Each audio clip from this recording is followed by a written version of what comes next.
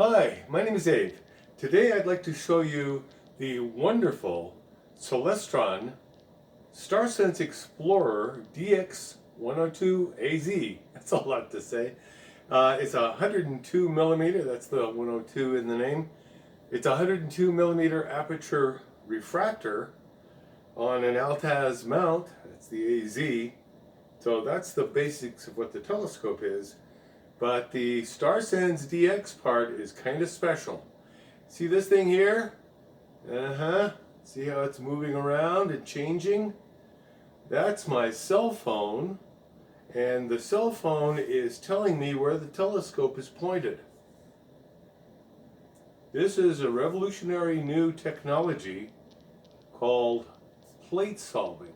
Now, plate solving is a very advanced kind of technology, and it wasn't available to the average amateur until recently, in the last few years.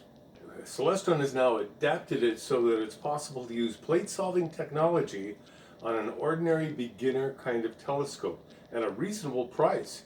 This thing ran me less than $300, and I think the normal retail is like $375 or something, and it's a wonderful telescope. This is my new favorite recommended beginner telescope. This is the telescope I would recommend, even beating out the larger aperture Newtonians. The reason for that is this Starsense technology is wonderful and very, very helpful to a beginner. This is a very straightforward kind of a telescope. It goes up and down, left and right. It has slow motion controls here. Help it to go up and down. It's got a red dot finder here, which is kind of a standard thing on inexpensive telescopes these days. And the red dot finder helps you to align the telescope, but you won't be using it after the first time you find something. From then on, you'll be looking at your cell phone, which is loaded in the dock. The telescope itself is not very special. It's a 4-inch f6.5 or so it's a short, fast 4-inch telescope. Not a really superb telescope, but not a really bad telescope. I would recommend that this is about as small as you want to go. They make an 80 millimeter with the same kind of technology, and an Altaz 4-inch. Don't get those guys. Those are not very good, especially the 114 millimeter one. Don't buy that one. It's on a terrible mount, and the technology is great. It's got the same technology, but the telescope is so bad it's not worth using. This is about the minimum quality telescope you want to put on a mount and use with this kind of technology. Well, why have I got it sitting next to this thing? This is a beast. Why have I got these two sitting next to each other? Are they at all similar? Not very much, except for one little item.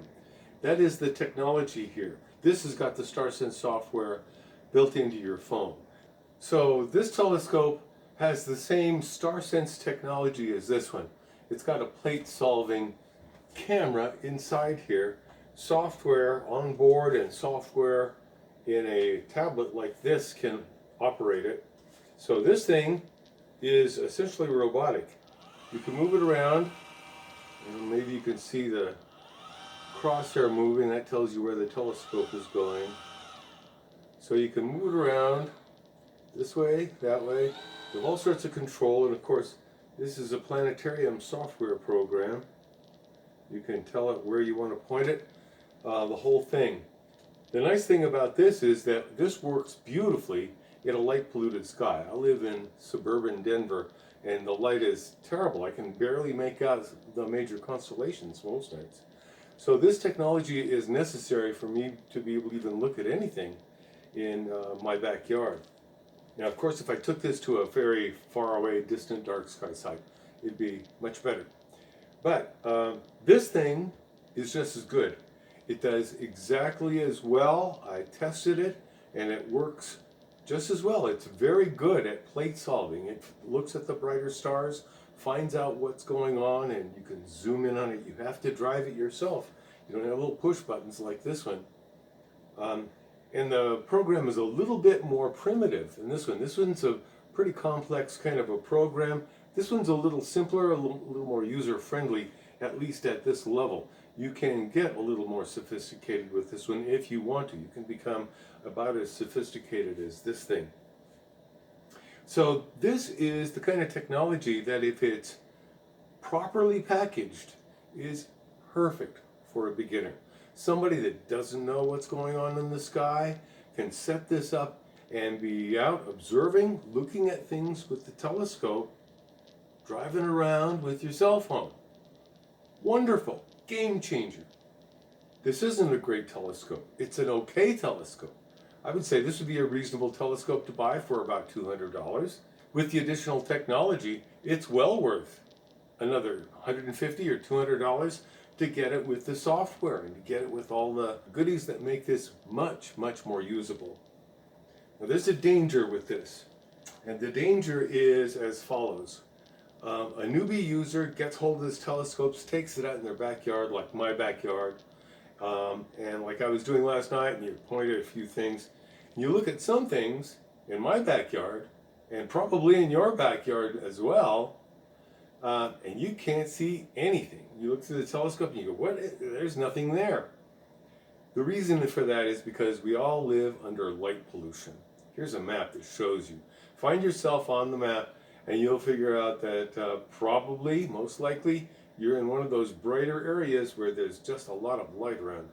So even the things on the easy list here, this thing has a nice little friendly bit of software that gives you the list of best things to look at from an urban sky tonight.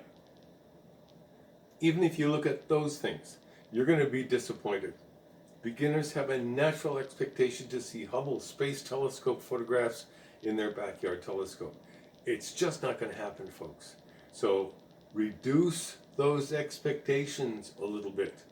You'll get some great views of some wonderful things like the trapezium in the Orion Nebula or Sigma Orionis. Beautiful asterisms, multiple stars, the planets, Jupiter. Gorgeous. Man, I was looking at Jupiter with this scope last night. It's only a 4-inch telescope, but you don't need a lot to see this. The belts and bands on Jupiter. Great red spot. Oh, it was wonderful last night. Well placed, very straight up overhead.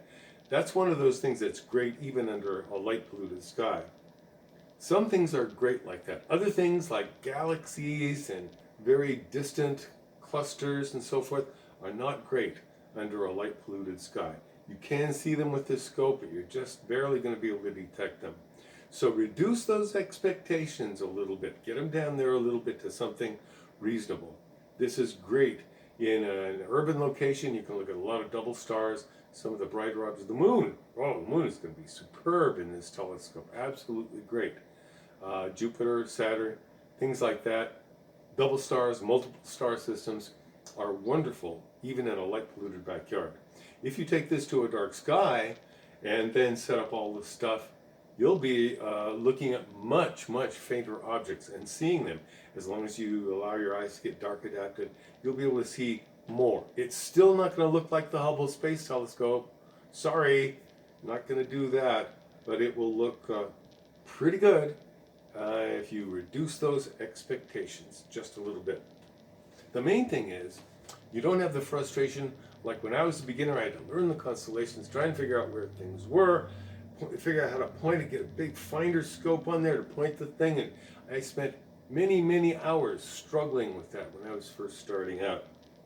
You won't have that struggle. It'll be a little bit easier, much easier for you if you're a beginner. Now, this telescope, this technology is for beginners. This technology is for the more advanced users like myself. But even I have every intention of using this scope as a quick take-it-out kind of telescope. This telescope takes 15 minutes to set up. This telescope, almost, probably within 2 minutes. Once you get used to it, 2 minutes, boom, you're out there. And you can even pick this up and move it around. Lift it up, move the telescope to a different part of the yard. No sweat. It'll find out where you are. It'll figure it out. The sky is its guide. It's not using anything else to tell it where to point. There's a lot of software out there that will point, and even on your phone, you probably have a little app that you point it up in the sky, and it tells you what constellation you're looking at. that's not accurate enough to get you to a precise location. You need this kind of software, this plate solving kind of software, to really do the job for you, be able to zoom in. I hope you've enjoyed this review of the Celestron Starsense DX 102AZ telescope. Thank you very much for watching.